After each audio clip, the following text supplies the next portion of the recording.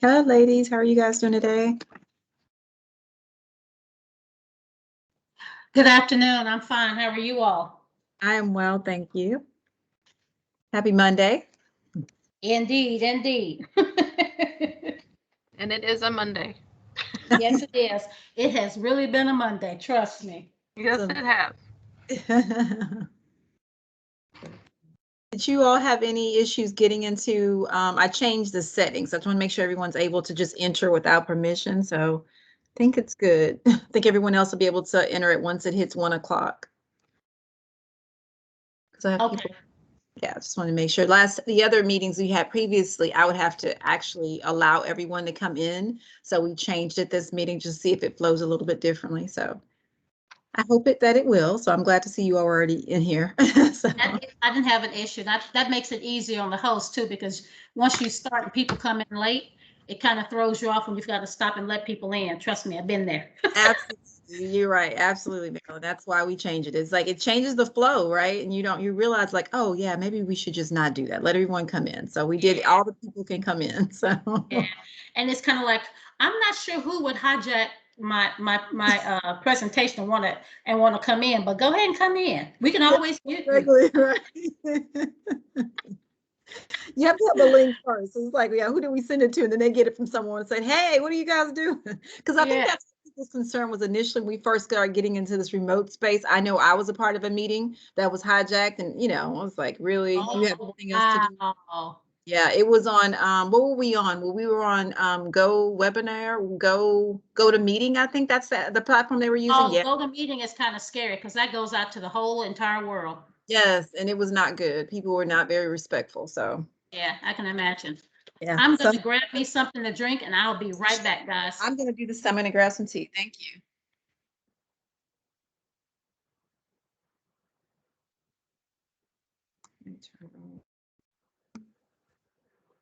Hi, Jonna. How are you? I'm well. How about yourself? I am so well. I've been waiting to speak to you and we never get a chance to because we're in the meeting. So my sister's name is also Jonna. I've never met another Jonna. It's hilarious to me. Every time I see her name, I'm like, is that Jonna? So my older sister's I name is Jonna. I meet very few, and it was very. The district this year hired a nurse, and my last name is hyphenated. Her name is Jonna Simpson, and I'm like, it freaked me out of going. One, I'm never meet anybody with my first name, but to meet somebody who has my first name and my maiden name was Oh, just trippy to me. So it was. I mean, yeah, and wow. I have to ask, my dad's name is John. How did your sister get her name? My dad's name is John. Okay. My mom's name is Johnny, so therefore she was a Jonna. I The was like, story is they thought she was a boy. My mom had four girls. They thought she mhm. was a boy number three, and they knew I wasn't a boy number four. So then my mom just stopped. So and then my name is so funny. My name is Aurelia, and that's very not a common name at all. It was my grandmother's name. So I finally met an Aurelia once social media came around. Mhm, People mhm. would approach me on social media, and their names were my first name and my maiden name. So I was like, oh, wow. Yes.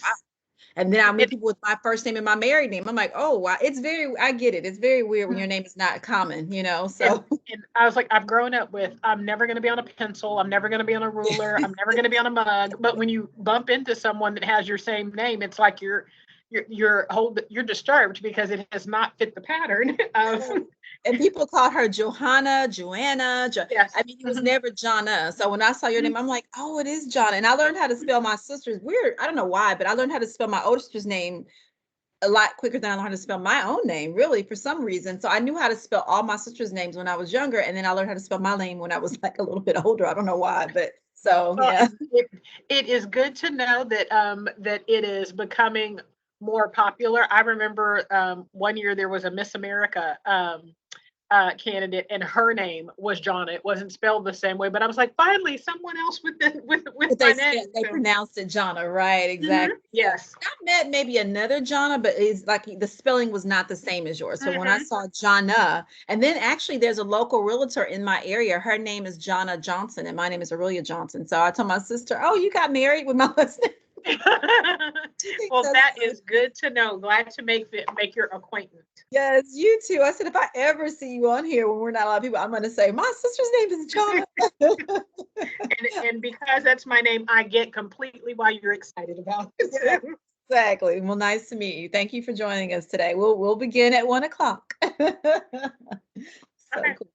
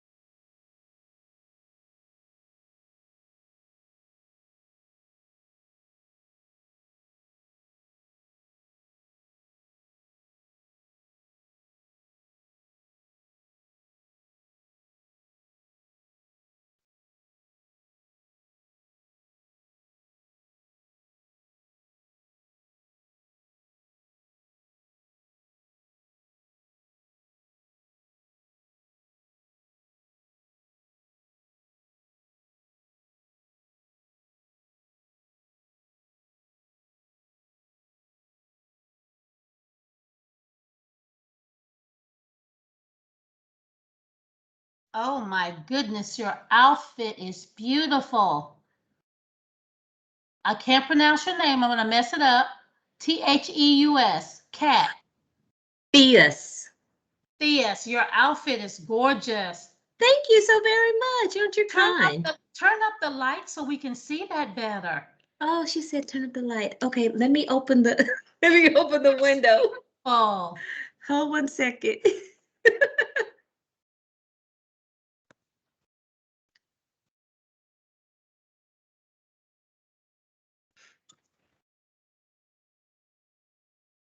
Can you see? yes. Okay. That is gorgeous. Thank you very much. Thank you very much. Ah, goodness here. Let's see.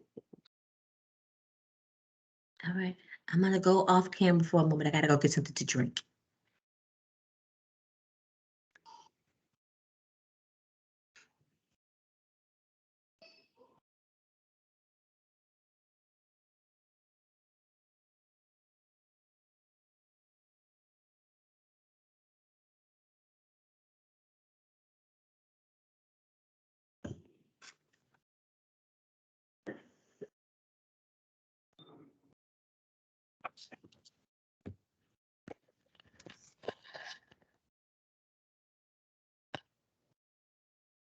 Hey Marilyn, how are you?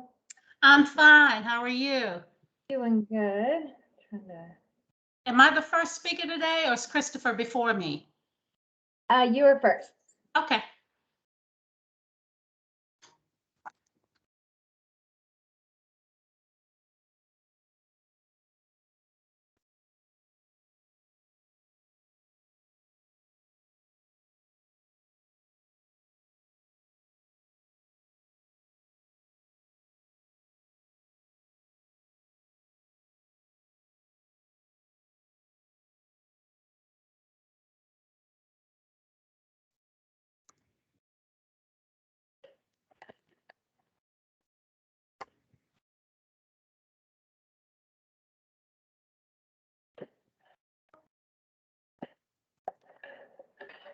Okay, so hello, everyone. Thank you so much for joining us. We have around 12:58 on my clock. I'm hoping that's correct. I have 12:59 on my phone and 12:58 on my laptop. So, oh, now they're synced. So we'll begin in about a minute or two. We'll allow other participants time to enter into the space. I was trying something new and trying to give us a little bit of music in between, but my neighbor's about to start cutting their grass, so that kind of got ruined this today. So please forgive the interruption of the music. I was hoping that would work out. So give us a little bit more time and we will begin. Hi, Anna.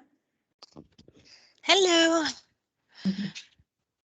I think everyone was able to enter okay today without any issues, so that worked out much better. So thank you for that that tutorial. Oh yeah, I had to do it for another group, so Oh, okay. Awesome. live and learn. Yes, yes, exactly. All right, in this space of technology, all we can do.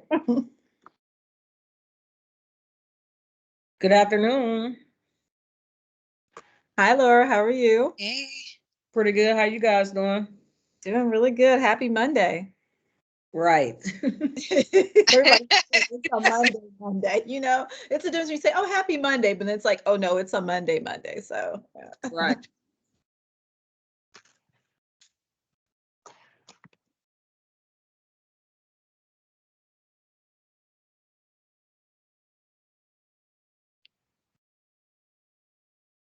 Hey, Richard. Hi, Chris. Thank you so much for joining us today. Oh, thank you. All right. Janine spoke very highly of you. And do you go by Chris or Christopher or? Chris is fine. Okay, great. It's only Christopher when I'm in trouble. Okay, well, so far you're okay today. So, We'll see by the end of our meeting how Sounds good. how we'll address you.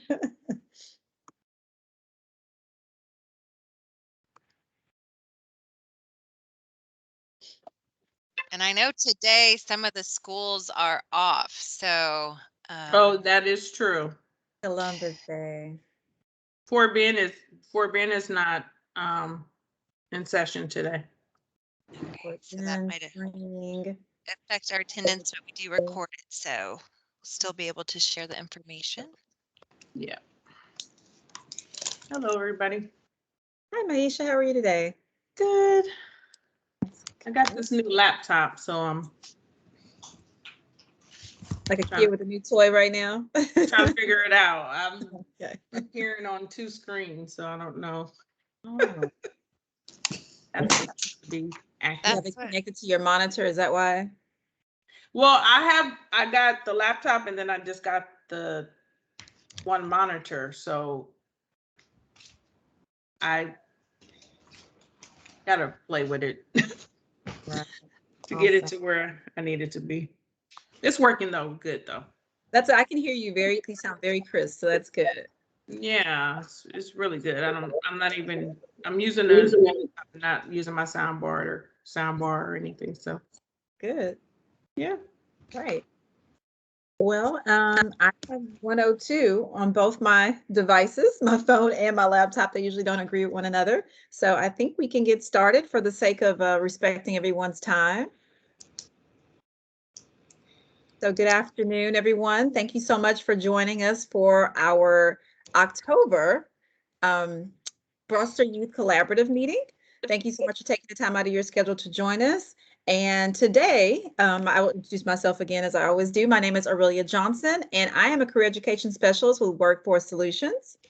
And today I'm joined with some of my other committee members. We have a few of them. I will allow them to introduce themselves. If you'd like to start, Anna, the virtual floor is yours. Hey everyone, my name is Anna Cluth. I am a student hybrid lead navigator here at Workforce Solutions at the board. And yeah, I'm happy to be a part of the Foster Youth Collaborative. So glad to see so many people here too. I know, on a holiday, right? Nonetheless. How about you, Miss Maisha? Hi, my name is Maisha Lyons. I'm a contract manager here at Workforce Board, and glad to be part of this group. Glad to have you. And Miss Janine, are you here yet? I'm here.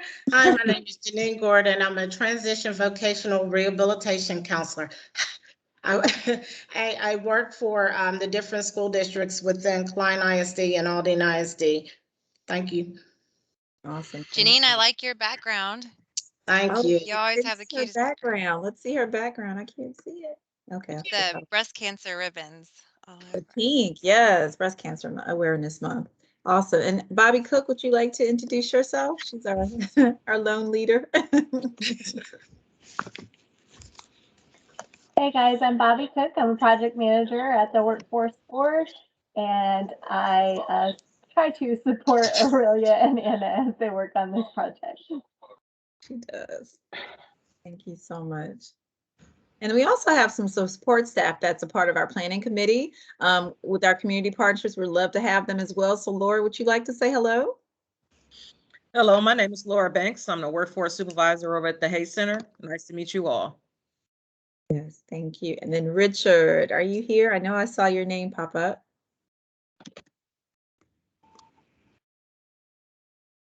Thought I saw his name. But can we not hear you, Richard? Yes, Oh, I'm here. Hi, Richard. How are you today? My name is Richard Funderburg. I work Harris County with the Hay Center, and I'm the workforce coordinator. Awesome. Thank you. Am I forgetting anyone, Anna? I'm sorry. I apologize if I did not call your name as a part of our planning committee. I know we have our regulars. I know we have the I don't know if I saw Perry, Vanessa, or Alina from Alina, that's right. DFPS. Yes. Okay. Well, so that'll be our group. We're starting off now for the meeting. When the other ones pop in, we'll make sure they introduce themselves. So we're going to get our agenda started for the day. Anna has that displayed now. And so we're going to start with something we usually do that's really fun. We try to do a little bit of an icebreaker in the beginning. And so the question today that we're starting with was a really great question that Laura came up with. So the question is we're posing to you all today, and you can put it in the chat or you can raise your hand and come off mic. Have you ever been mistaken by anyone in public or somewhere on a picture for a famous celebrity or famous personality? And if you have, we want to know who that person is, who that individual that you've been mistaken for. So I do not reflect that today, but I will start and kick this off because it's been two different people I've been mistaken for. And it depends on how my hair is styled or what color it is. So there is a R&B singer, Mary J. Blige. So I've gotten that a couple of times and it's been some funny stories, but I'll spare you all those antics. And then there is if you're familiar with the Housewives series that come on Bravo, there is a woman on there from one of the, I think, Atlanta cast. I can't even think of her name right now, but people have done that to me before. So kind of funny. So that's all I have. No one else, no one historical or historical values. So who else would like to chime in? I'm looking at the photos to see who I think people look like. So I'm making my own assertions. So, oh no, I had one for Anna. I know that, but I'll let Anna answer that question. Well, we have one. So Karina Martinez for Michelle Rodriguez from Fast and Furious. Are you on video? Can we see? We need proof. Oh, okay. Oh, Well, wow, cool. Nice. yeah, okay. You're on mute right now. I think you're talking to us. There you go. Yeah, you got. I get that all the time, especially like when I really dress up and put makeup on and stuff. I'm like, thank you, but Yeah, I think you're actually more attractive than her, but okay. I'm trying to see. Well, thanks for participating. We appreciate it. Okay, so Anna, can I tell you my person for you? Sure. It is the actress. Now I can't even think of her name now. Redhead. I'll come back to me. I had it the other day when I told you I was going to tell you, and I'm saving it. You know what I'm talking about. Juliet. And I need to know who that is because I told Anna when I met her, she looked like somebody famous. So I'll be interested to see who you come up with. You remember that, Anna? Yes. I can't for the life of me think who it is. So she may be able to help me. Right. So I want to say, is it Juliette Lewis? Let's see. No, not Lewis. No, not Juliette Lewis. She looks like actually Anna H to me, but we have two Annas on our team. Oh, I'll find it. Okay. And Maisha is Gabrielle Union. That's a good one. Oh, okay. Nice. Oh, yeah.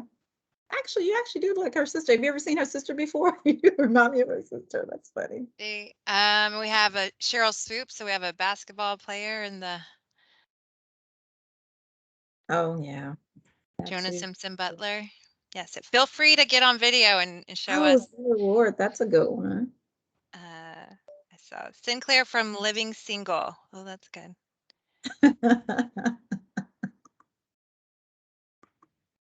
That's a good one. Courtney Cox.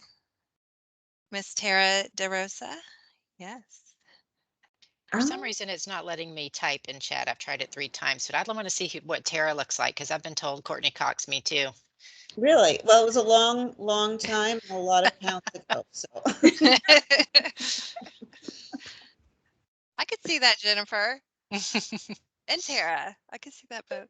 Yeah. And I might be a little competitive too, so that might be why. Jennifer, you look more like her than I do, I think.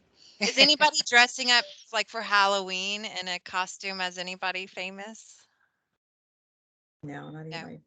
I'm doing a 70s costume, but no one famous. I guess it could be Pam Grier, so I'll be Pam Grier actually. So Foxy Cleopatra. 70s party. But you know what? No, I think it was who just went off camera. Tyra looks like not Tyra. What was the other face I just saw? She reminded me of Carrie Fisher, actually, Princess Leia. But anyway, that's who I was getting. Well, thank you. This was a great, good topic, Laura. And Laura, did you say somebody? No, but people have said Queen Latifah, but I don't think so.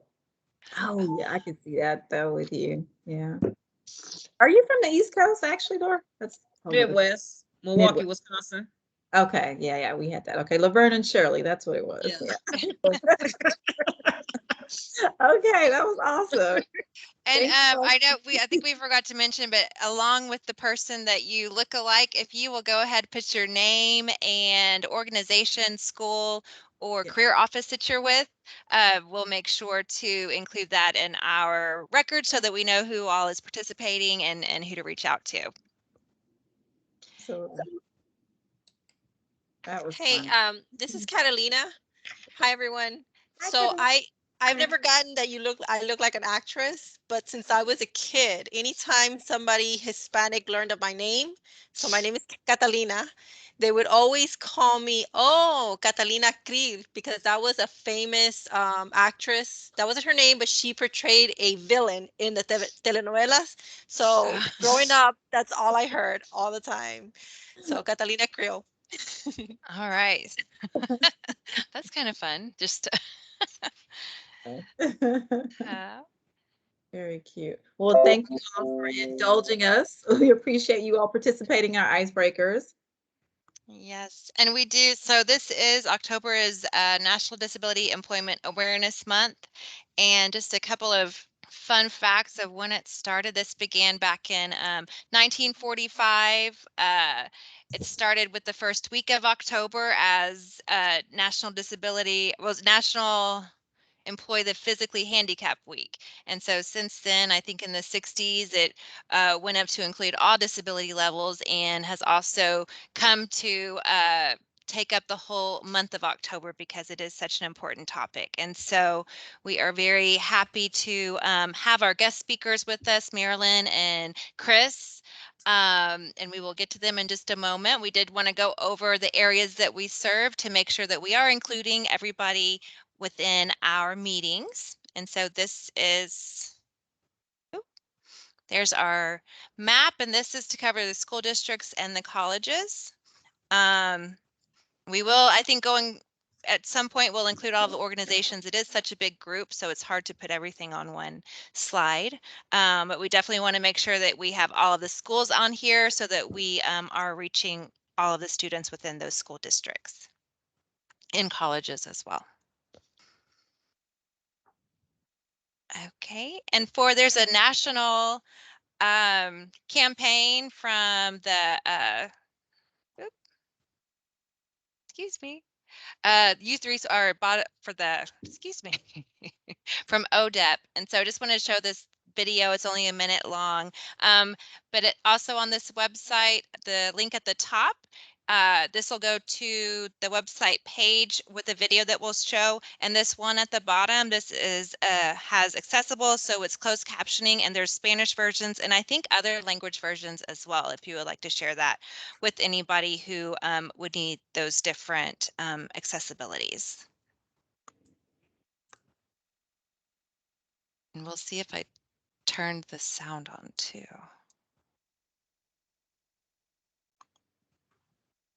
And when you do click on it, if you scroll down, there is this access the ICANN Youth Discussion Guide.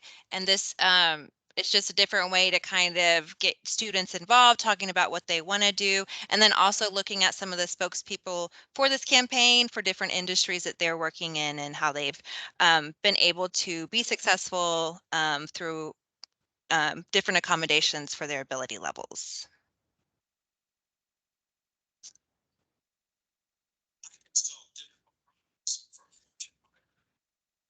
And can y'all hear that? A little bit, Anna. It was kind of low.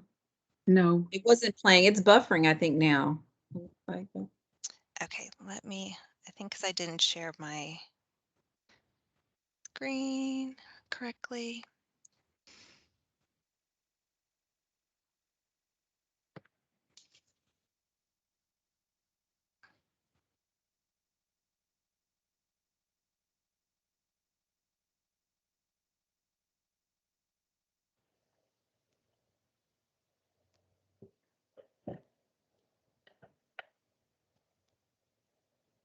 I can solve difficult problems for a Fortune 500 company. I can run a successful business. I can manage your home improvements. I can publicize your message. I can motivate your audience. I can put my military experience to work for your company. I can teach your children. I can boost your bottom line. I can add value to your workplace. I could be a loyal and productive employee. But I can't put my skills to work for your organization if I'm not given the opportunity. If you don't recognize my talents and ability. If you don't hire me. If you don't have an open mind and a workplace that's open to everyone. If you don't realize that America works best when everybody works. What can you do? What can you do? What can you do? You can remember that it worked. It's what people can do. It's what people can do that matters. Nearly 50 million Americans have disabilities. Capitalize on their talents with employment practices that benefit everyone. Learn more at whatcanyoudocampaign.org.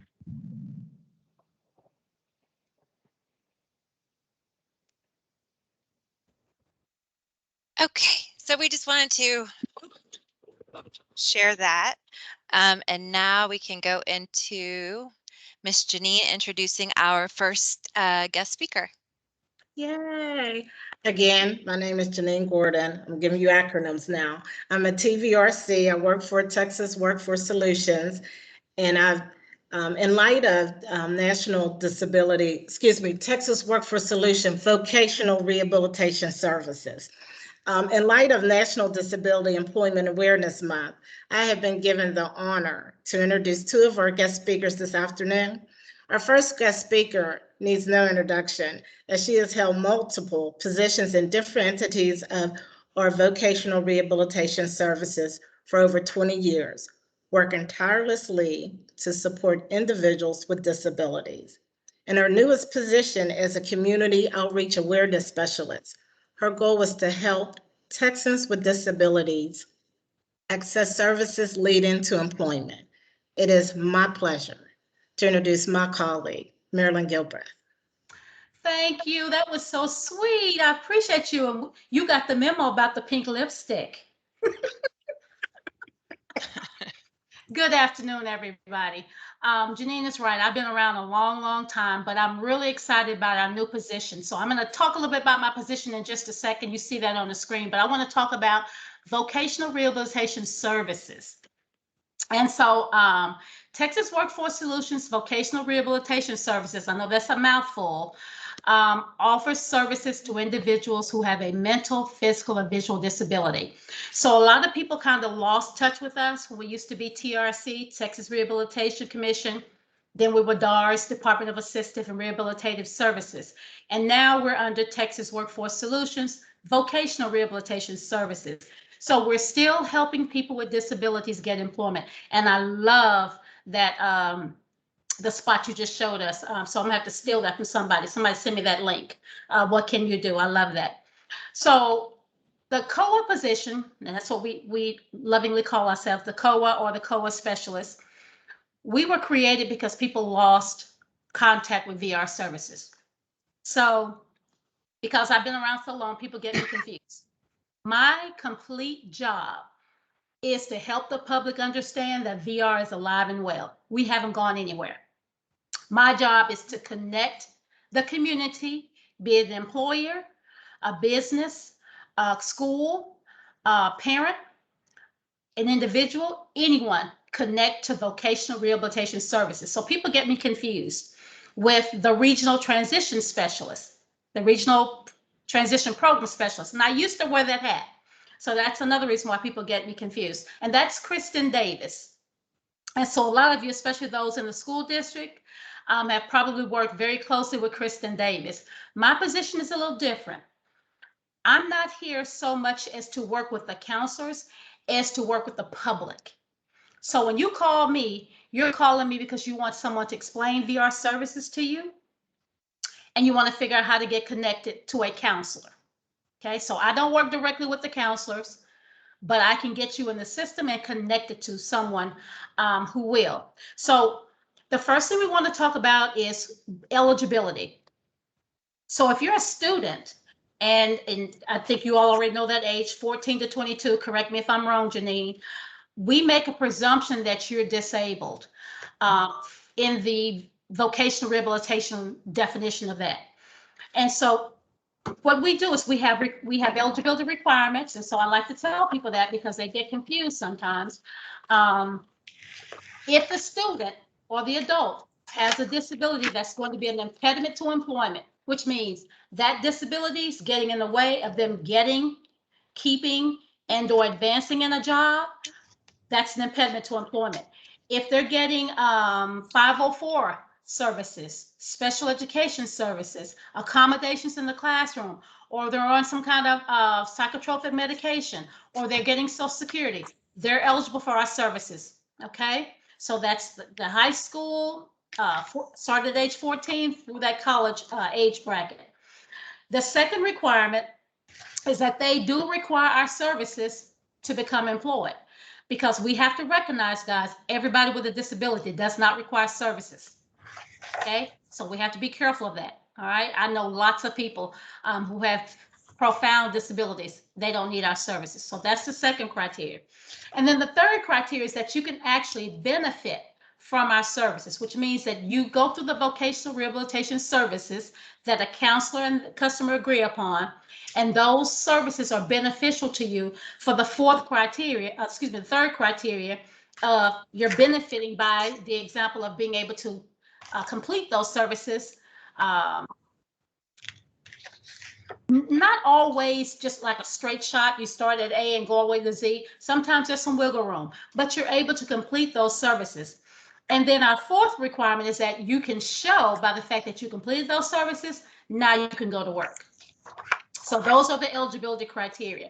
And then people talk about, what am I eligible for? Well, some of the VR services that we can provide is training. People get a little confused because it can be academic or vocational training. And as many of us know, right now, there's some vocational trainings out there that make a whole lot more money than the academic trainings. And so we can do both. We can do sign language interpreters. We can do counseling. And when I talk about counseling, I'm talking about vocational rehabilitation counseling. If somebody's needing what I call on the couch counseling, we can refer that out, but we can also purchase that for someone. We can do Braille instructions. We can do medical services. What does that look like? I need a prosthesis. I need a surgery. Those kind of things. Orientation and mobility, we call that O&M. That's helping somebody navigate from point A to point B who has a visual impairment. How to get from your home to your job. How to get from your job to your school, whatever those things may be. Hearing aids, on-the-job supports, whatever that may be. Transportation services, help you find employment. Those are the kind of things that we do. And we have there's thousands more. We could sit on the call all afternoon and talk about services, but I just wanted to give you a high level overview. of some of the services that we provide. But everything that we do, and I cannot say this enough, is geared toward employment. So when you bring somebody into vocational rehabilitation services, it's leading to employment. One of the things that we find is that sometimes when you're talking to that transition age population, they've never thought about employment. That's why I love the fact, and any of you all have been around a minute, used to know that we used to start with seniors in high school. That's a little late. Then we dropped it to 16-year-olds. That's still a little late. And now we're starting with 14-year-olds. People go, well, 14-year-olds can't work. Exactly. You know, we've got a couple of years to help them identify what work looks like, smells like, tastes like. And we're helping them make that transition out of school into the world of work. And so we can help them understand here, you know, because, you know, in schools, a lot of times we don't talk about a disability. So we don't really, the student really doesn't understand, how does my disability interfere with me going to work? Well, I want to be a rocket scientist, okay? But if I'm reading on the 8th grade level, I need to understand, what does that job rocket scientist look like? What are the requirements for that job? And so with that being said, that's some of the things that we help do when we're working with a student who's not old enough to work just yet. Does that make sense? The other thing that I like to make sure people understand is that a student has to buy in on vocational rehabilitation services. A lot of times parents are really excited about getting our services and the student isn't. And so one of the things I say to parents a lot, and I even say to school districts, you all can open up the doors for us to meet with the student, but the student has to be actively engaged and wanting to move forward. And one of the things I used to say, because I used to be a Janine, I used to be a TVRC, transition VR counselor. I used to tell parents that it's like sitting in the car. The student is behind the wheel, as scary as that may sound sometimes.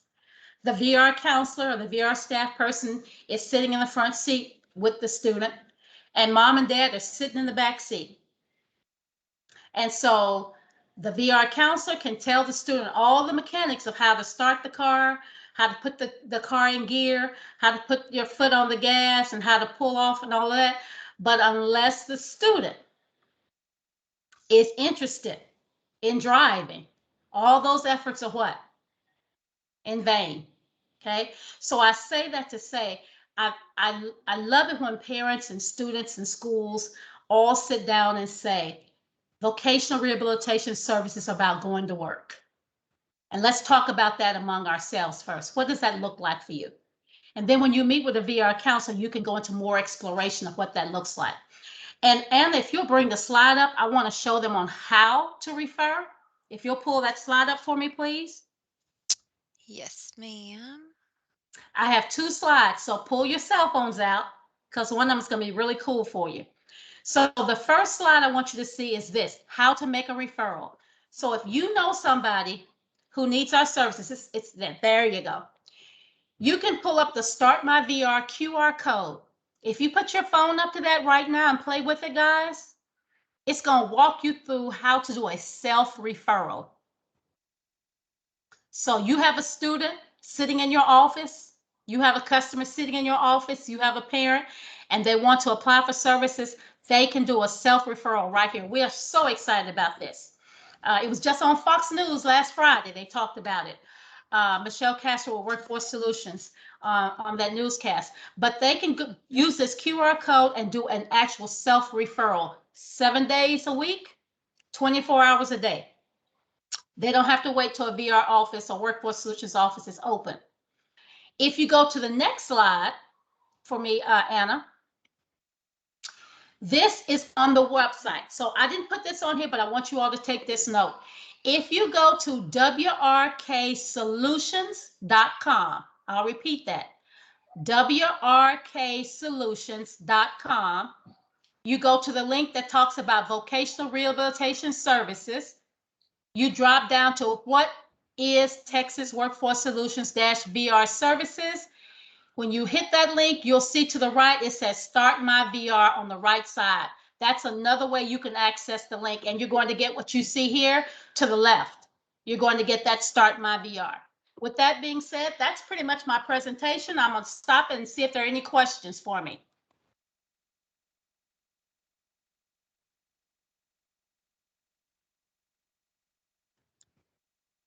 Well, Marilyn, I do know that the QR code works pretty swell with the kiddos.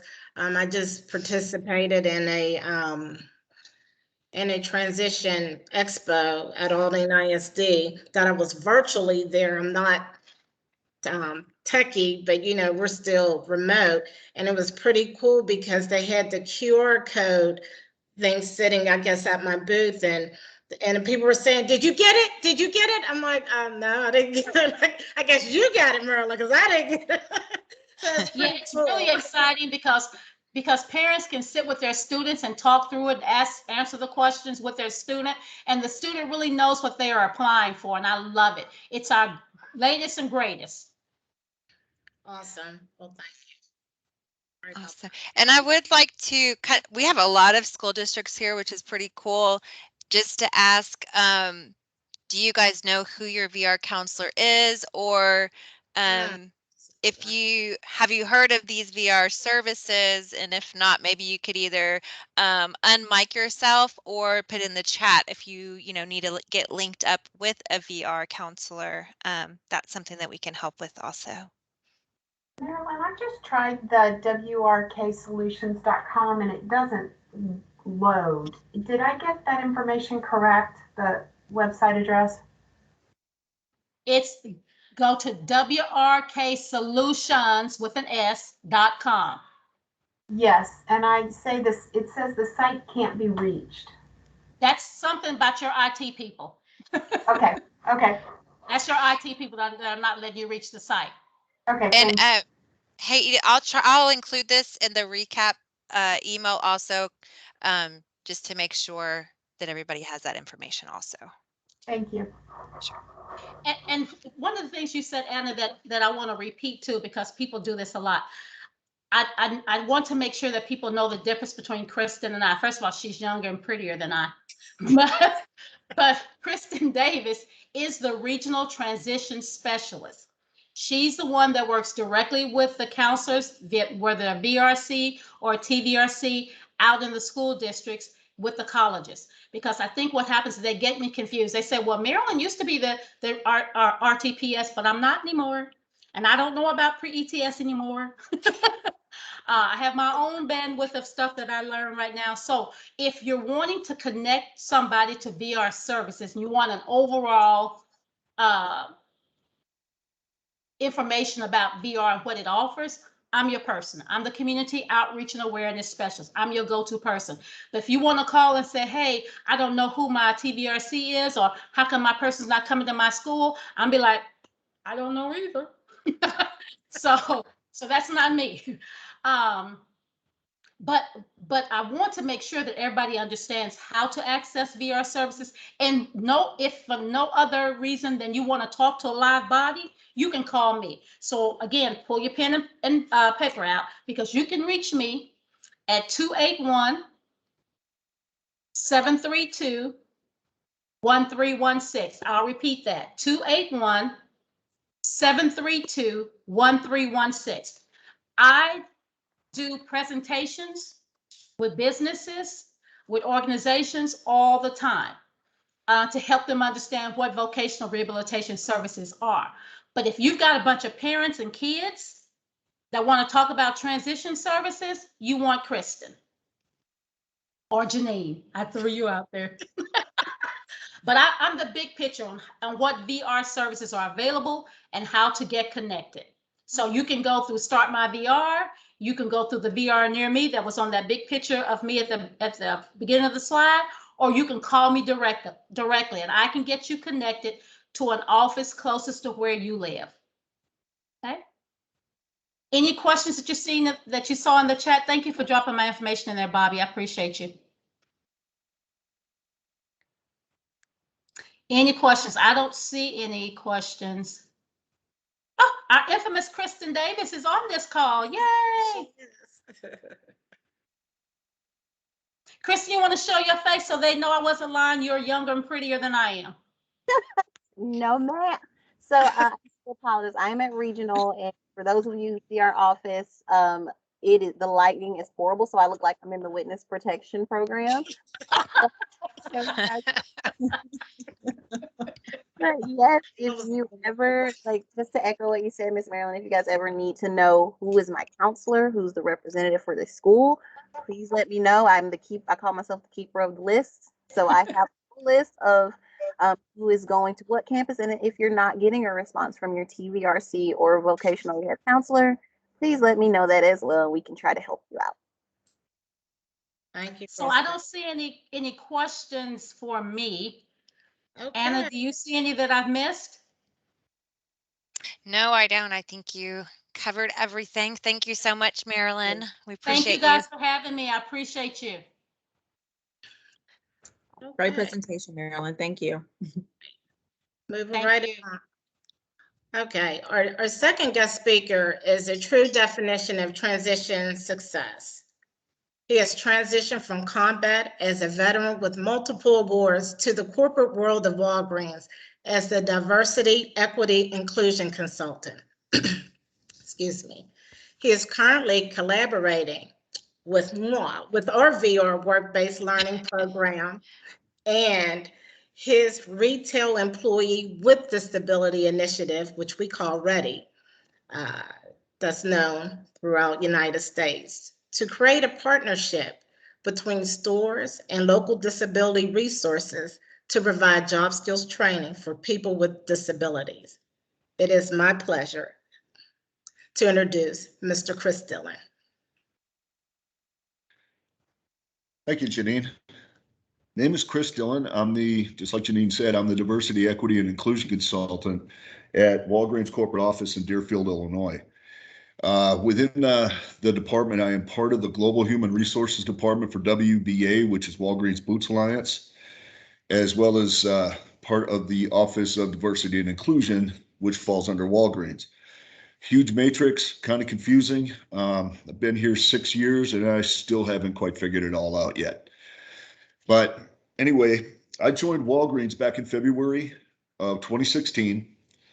And initially, the plan was I was taking over some disability programs as well as veteran programs. And just by sheer chance, the person that was running the READY program back at the time had accepted another offer at another company. And being that, I'm used to it from the military, they handed this thing over to me and said, figure it out. What I did was, it took me a while to figure things out. And first thing I thought was, well, number one, this is extremely confusing.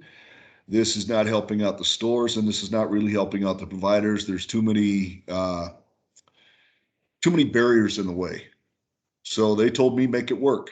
And me being true military fashion, I went off and thought it was better to ask for permission or ask for forgiveness rather than permission. So I went ahead and I moved forward. One of the first things I changed was this program was running a 72% cancellation rate. And when I found out what was going on there, it seemed I had things backwards. It was rather than in the beginning, it was the store managers requesting sessions. Providers didn't really have anything to say.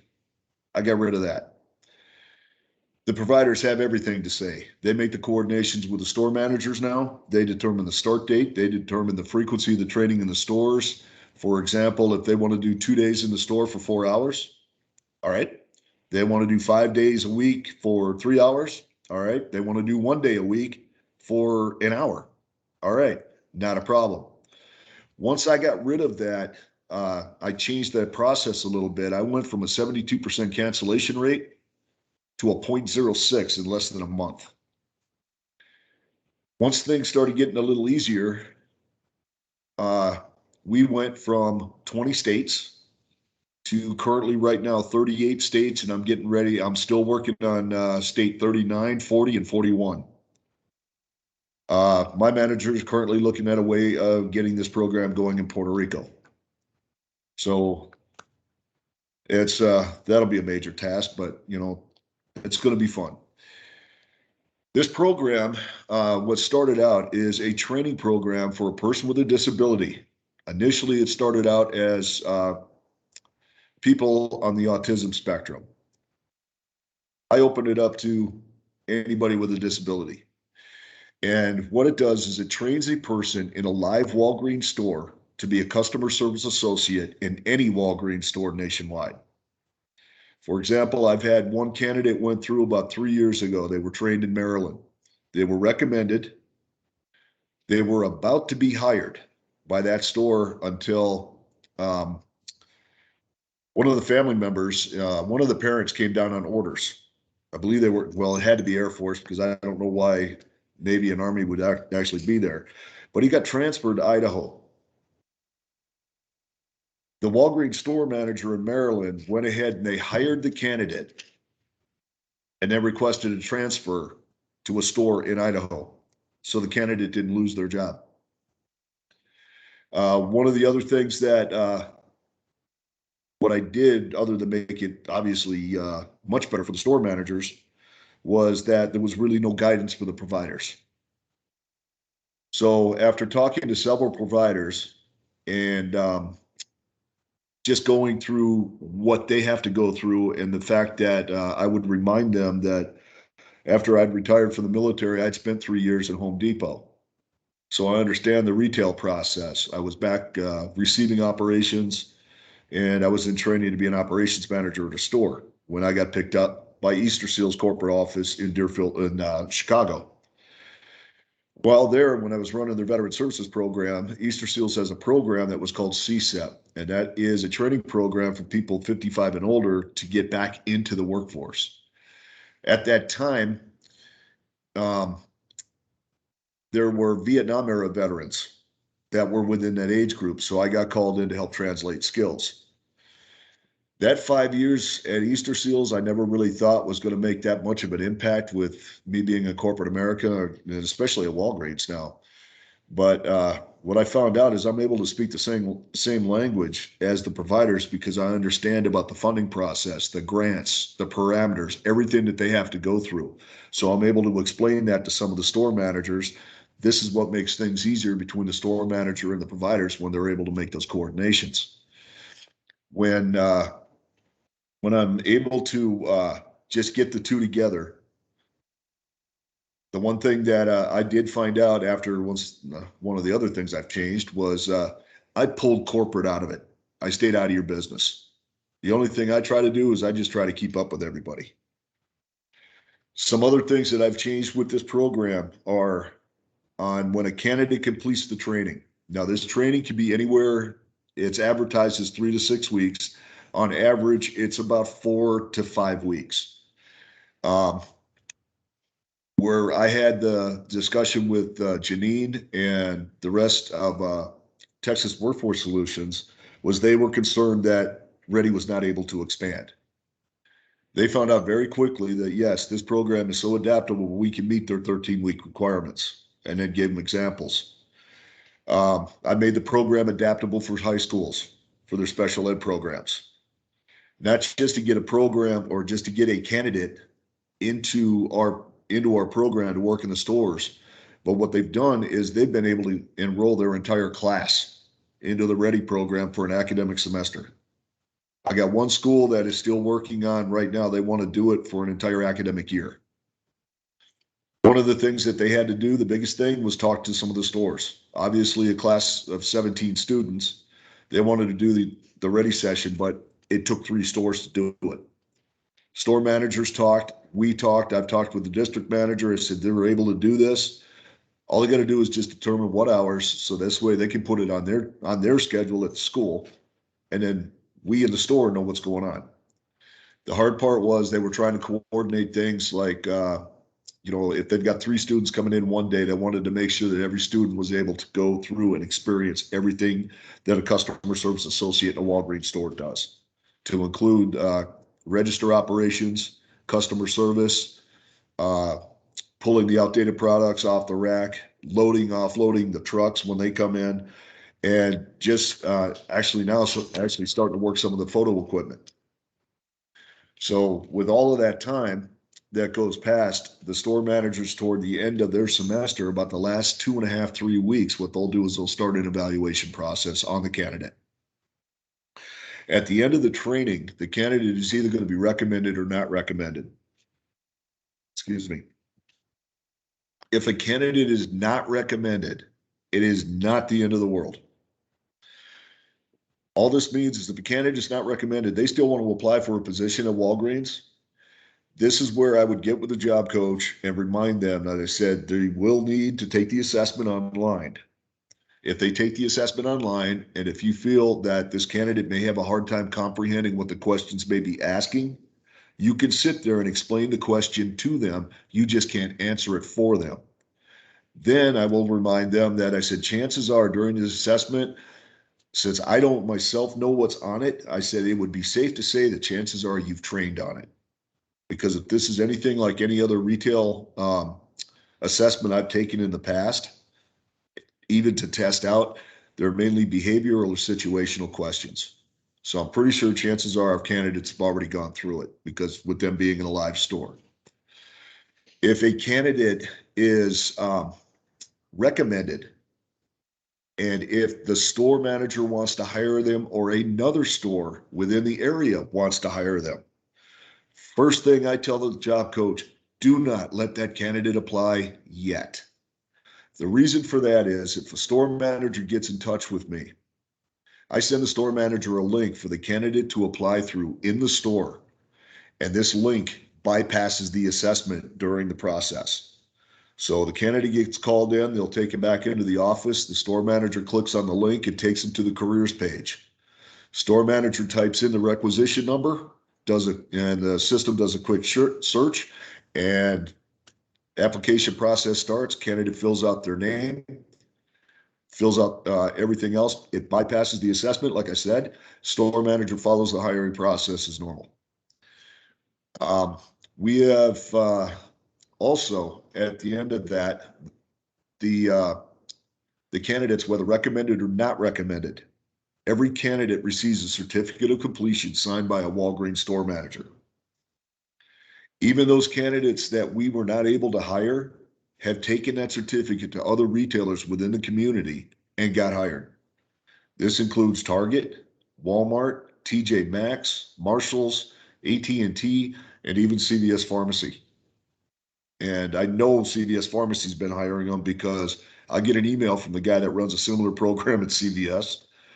And he said, hey, man, thanks a lot. We got 6 of your candidates. I'm like, cool. I got 4 of your providers. So it kind of works out. The one thing that between Walgreens and CVS, yes, it is a competition. But the way we both look at this, there's no competition in getting somebody an opportunity. And that's what we both believe in. One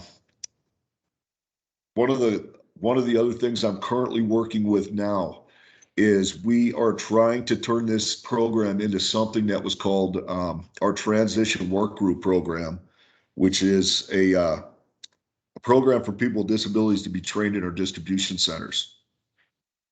And their program's a 13-week long program. The provider will come into our distribution centers for that entire process. And then throughout that, at the end of the program, Walgreens will hire them on as the general warehouseman. Now, most people won't even think a lot about that, but a lot of those candidates have gotten promoted rather quickly. One of the tours I did in the Hartford, Connecticut, DC, is still amazing to me. They had a team member in one of the tall aisles. They were picking products for that were going out to another store. I don't know which store, but the forklift was laser guided on the sides. You could see the lasers. The operator was legally blind, but yet he could still make out shapes. He could still make out the keyboard. If he put a flashlight on, he could type in where he had to go. The picker took him everywhere where he needed to go. He filled up his pallet, what he needed to do, drove to the end, dropped it, picked up another pallet, and went back and picked up for another store. that is probably one of the most amazing things I had ever seen. And, you know, that's when it actually hit me. It's, you know, Walgreens doesn't see a person with a disability.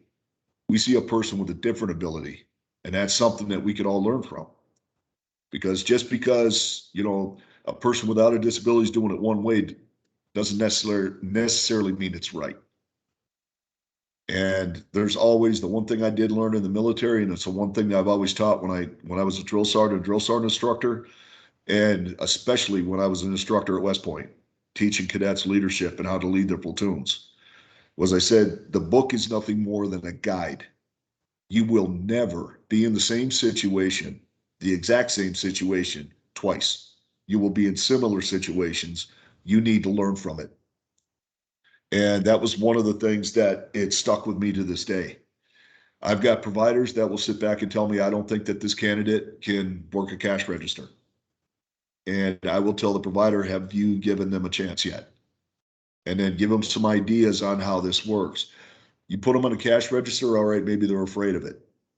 This is what a cash register is. This is what it does. And, you know, this is the final point of sale in the store. And then move on to something else. Come back to it the next day. Explain a little bit more about the register. Come back and move on to something else. Come back at another time. Now, a store manager can put these registers in training mode. Let the candidate play with it for a little bit. Let them get comfortable. Let them get some confidence in it. That program had worked out so well that 2 candidates that I know of right now are registered trainers. One is in, I think, Wisconsin, and the other one's in Connecticut. And it's, you know, once again, I go back and say, person might have a disability. Just don't let that be their limitation. And even as a provider, keep an open mind. All they need is an opportunity. They need somebody to believe in them and somebody to show them how to do it. And just sit back and watch things happen. When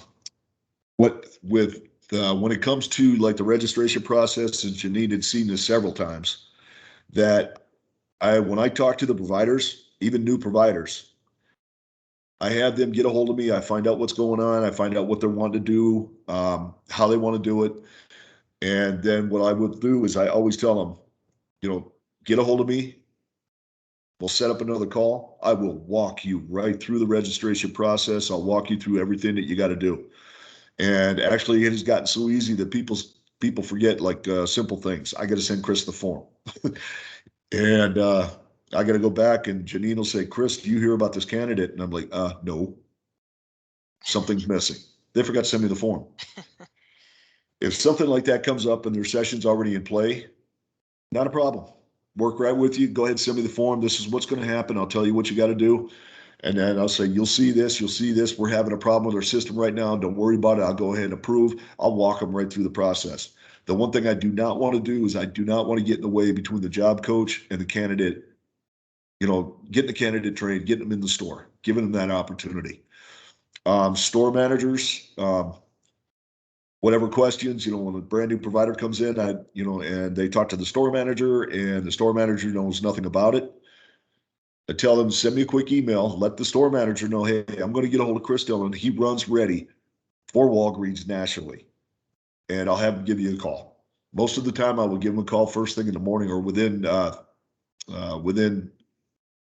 30 minutes after the store opens. That's when I can actually catch them. And then 20 minutes later, tell them all about the program.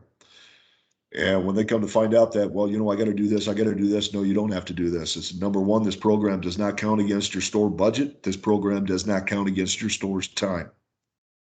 You got a candidate in the store that all you have to do is just make those coordinations with,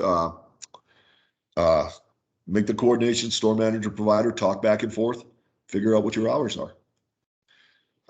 Some of the providers, I will tell them that, just on how they're funded, I said, sometimes you may be required to have them in there for 20 hours a week. And that's how you schedule that. It's between yourself and the store manager. I stay out of your way as much as I possibly can. And just like I said earlier, the fun part is just trying to keep up with them all. because just about 20 minutes before this call, I just added 3 more sessions. So I don't know what happened over the weekend. Somebody was drinking some funny water, but I've never had that many sessions jump on top of me like that. But, and I think they're all in Texas too. Thanks, Janine. Also, even with Janine and the program that Texas is running, I'm finding out that there are a few other states that are that are running very similar programs. So I'm saying, yeah, I'm doing this currently right now with Texas. Get a hold of them. I'm able to expand this program out. Another thing, real quick, that I did change was store manager has the final say in the store.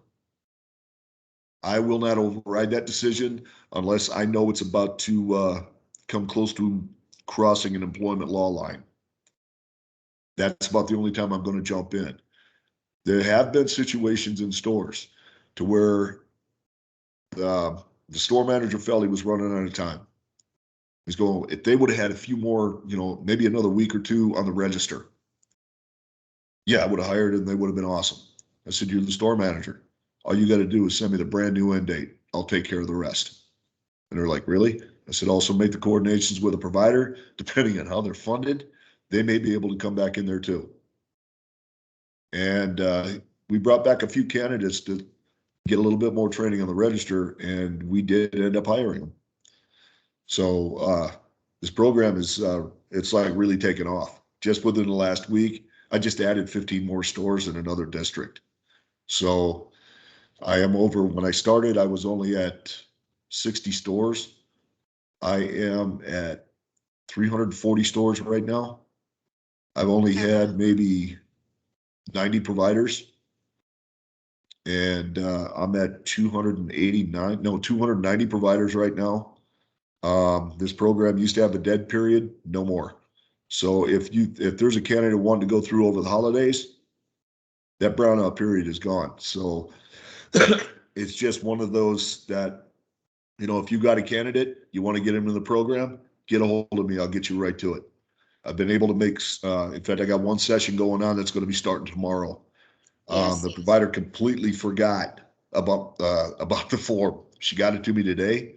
Not a problem. Created the session. She's going to go for tomorrow. There's one that forgot the form. It was a week late. Not a problem. And they said it completely slipped their mind. Not a problem. Went ahead, created it. You guys are good to go. The one important thing is for me is if a candidate is ready, if you want them in the program and the store manager's telling me I got a ready candidate I want to hire and I'm not showing a candidate for that store, I will get a hold of the provider directly and say, please send me that form. This way I can get them in to being a ready candidate. And if they're going to be hired, we can get them right into the system quickly. Chris, I see in the chat they're asking about do you have the link to the website for Ready? Yes, I do. The link is if you type in redi.walgreens.com. Yeah, Kristen, we are coming down to the wire of our time today. I feel like we need a whole nother, this is awesome. Like, this is so awesome. And how you've grown this program is really cool to hear about. We'll definitely be sharing your information. I think Janine said there's a PowerPoint also that we can share with everyone. So wonderful. But we would be respectful of everybody else's times. We'll go through this quickly. Chris, again, thank you so much. We didn't even have to call you Christopher. You behaved so well. Oh, one more thing. If you've got any questions, you can either email ready.walgreens.com or ready@walgreens.com. Or they can send them to me. They can send them to me, Chris, and I'll forward them. Okay. Yeah, it's you're only dealing with one person. You're not dealing with an entire team. Exactly. Awesome. All righty. Thank you so much. Yeah, and we will definitely, any questions, please share them, and we'll send them to Janine and she can facilitate getting those answers from Chris. And Yes, lots of clapping. I think that was great. And just real quickly to share a couple other, we had some NDEAM events we wanted to share with everyone. This Friday is White Cane Safety Day. It's a virtual program led by different agencies and community organizations, including Texas Workforce Solutions. There is the Mayor's Office for People with Disabilities. They are doing a webinar on October 20th. We have some of our regional staff at Workforce Solutions that's doing some appointments to help with resume training and things of that nature. And then there's the national ODEP virtual celebration on the 20th as well. So we'll share all of these resources with everyone. I know we're moving kind of fast, but we did want to share. Laura shared some really great resources coming up, this domestic relations office with different job opportunities that we wanted to share. The Houston Veterans Job Fair, December 9th. I will actually be doing a presentation with Consolidated Planning Group about different industries and entry-level jobs for people with disabilities that aren't typically thought of. There is also this paid training opportunity. Laura, if you're still on the call, would you like to talk about any of these that you shared with the group? And Well, the paid training is the Work and Learn Center. Well, they get paid by doing different trainings with the AMA Center. Okay. Also, the Workforce Solutions, they have different job fairs that's coming up. That's at the bottom for different variety of different jobs, different positions on different days. Nice. Awesome. And so we will share this PowerPoint that has all of these links for anybody that needs more information. We did also want to share this. This is how to include work-based learning opportunities within your school districts at 3 different levels. So ones that have experience, ones with a little experience, and ones who have never heard of it, but would like to try and maybe introduce it to your school district or different schools to have individuals being paid while they're doing job training. That's awesome. Yes. All right, we have our Wheel of Opportunity. So this month was students with disabilities, which aligned with our ending perfectly. And so we will spin the wheel, and Janine, tell me when to stop, please. Okie doke. Come on, come on, come on, come on, come on, and stop. Okay. Correct way to classify foster care versus CPS. Okay, and all of these come from our survey that we took at the beginning of this group. So we will talk about this at our next planning committee. If anybody has ideas or suggestions of or resources, please send those to somebody within our team and we will make sure to cover that. Otherwise, we will see y'all next month, November Register 8th. for the White Cane Day. And register for the White Cane Day. Yeah, Yes. Somebody could win a PlayStation 5. I know I'm getting ready to do it now. Okay, yeah. Thank you. I did not know about that part. I know. I just email. All right, guys. Thanks again for tuning in this month, and we will see y'all next month. Have a great rest of your October. Yes, have a great week. Marilyn. Be safe out there, everybody. Thanks, Marilyn. Thank you. Bye, guys. Everyone. Thank you.